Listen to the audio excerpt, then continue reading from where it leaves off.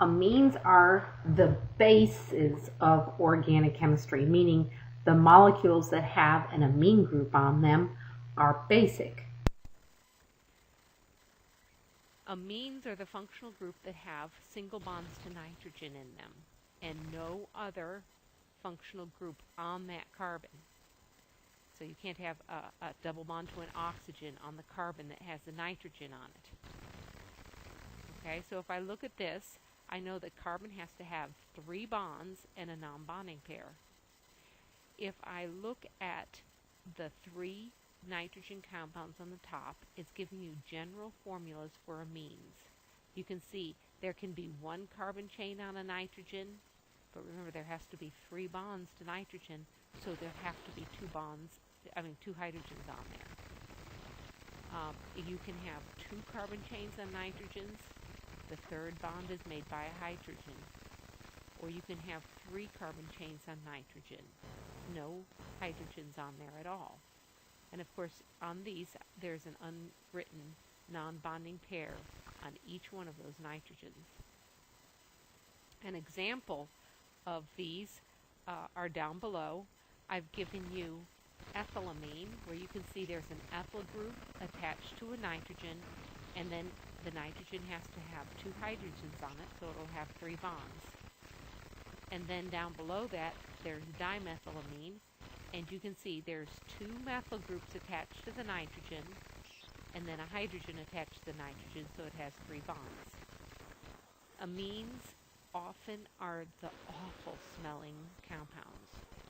Many of them smell like death, or bad breath, or just plain bad. So amines often have a terrible odor. Many of them have a bitter taste to them also. Amines can be in rings, and this is an important part of our biological chemistry here. If you have a ring with 4 nitrogens in it, and it's what we call a fused ring system of 6-membered ring fused to a 5-membered ring, well, then you have a purine base. Okay? The amines are basic compounds, and so these are all called bases because of that. If I look over here on the right, you can see there's a 6-membered pyridine ring. It has a nitrogen in place of a carbon in the 6th place. And over here, there's a pyrimidine ring, which it's 6 members again, but in the place of 2 carbons, you now have 2 nitrogens. The purines and the pyrimidines are the bases that form the nucleotides in DNA, and we're going to be revisiting that again. The number of alkyl groups on the nitrogen matters, and just as with the alcohols, we have primary, secondary, and tertiary alcohols. With primary alcohols, the nitrogen has 1 alkyl group and 2 hydrogens attached, so it has 3 bonds. Secondary has 2 alkyl groups and 1 hydrogen attached, and the nitrogen has 3 alkyl groups. We have examples of this down at the bottom. You can see down in brown, you have the nitrogen in an amine that is primary. Only 1 carbon is attached to that nitrogen. That's why it's primary. If you look at the red one, you can see there are 2 alkyl groups, or 2 carbons attached to that nitrogen. And then the one in blue, you can see there are 3 alkyl groups attached to that nitrogen, so it's tertiary. The amines and the alcohols can each be classified as primary, secondary, tertiary, but the way that you classify them is different. With the alcohols, we look at the carbon to determine whether or not it is a primary, secondary, or tertiary alcohol. And if we look at the alcohol, the triol that we have there, it's 3 alcohol groups on it. You can see the primary has only 1 carbon attached to the carbon that the alcohol group is on. But with the secondary, you've got 2 carbons attached to the carbon with the alcohol group on it. If we look at tertiary, there are 3 carbons attached to the carbon with the alcohol group on it. No, it's the carbon that you're looking at to see if it's primary, secondary, or tertiary. If I look at the amines down at the bottom, you can see instead of focusing on the carbon to which they're attached to, instead we're looking at the nitrogen and saying how many carbons are attached to the nitrogen. So you see the difference here. You look at the carbon for the alcohol to classify it, and you look at the nitrogen in the amine to classify it. Primary and secondary amines have hydrogens attached to that nitrogen. And the nitrogen is tetrahedral with a non-bonding pair at one of the corners. This makes this whole thing polar, and it has that nitrogen-hydrogen bond, so it can hydrogen bond. The amines can hydrogen bond to each other, and the amines can hydrogen bond to water. This means that primary and secondary amines not only dissolve well in water because they can hydrogen bond well to water, but they also have high melting points and boiling points due to their hydrogen bonding well to each other. This makes their melting point and boiling points higher than the boiling points and melting points of those of similar alkanes, meaning alkanes with the same molar mass or similar molar mass.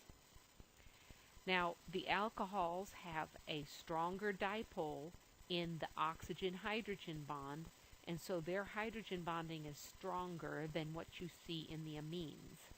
But amines still hydrogen bond, and that is a relatively strong intermolecular attractive force, not quite as strong as that of the alcohols, but they are still hydrogen bonded to each other. So what we find is they have higher melting points and boiling points than that of the alkanes, but they are lower than that of the alcohols because their hydrogen bonding isn't as strong. The tertiary amines are different though. Notice the tertiary amines do not have a hydrogen on the nitrogen.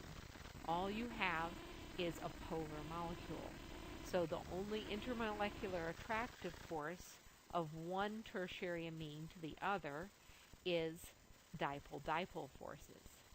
This means they have much weaker intermolecular attractive forces than the primary and secondary amines.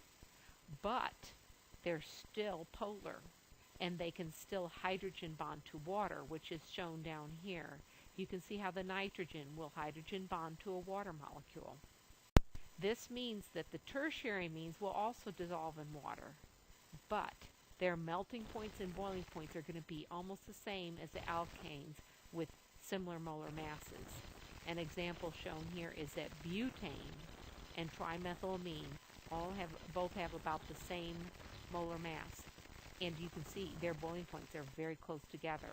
That nitrogen, the polarity of the nitrogen in there does not make it strong enough to increase the boiling point by much.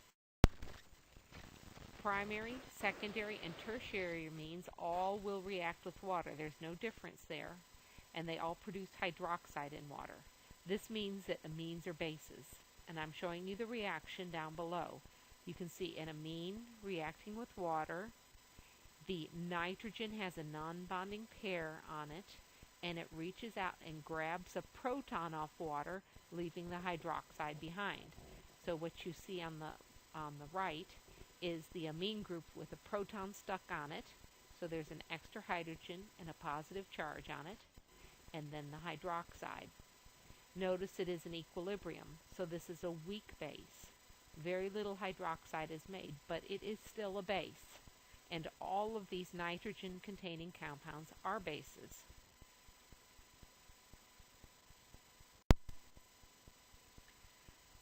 To name these compounds, what we do is we look at each carbon chain that is on the nitrogen. We don't join them together, we look at them separately. And we list each carbon chain in alphabetical order, and then we follow with the word amine. Sometimes you'll have an ethyl and an ethyl on the same nitrogen, and we don't say ethylamine, we will then say diethylamine, or we might say triethylamine. So use di and tri when you have any of the alkyl groups. Okay, on the top molecule, what you see is one carbon chain on the nitrogen. There are 2 carbons in it, so we call it ethylamine.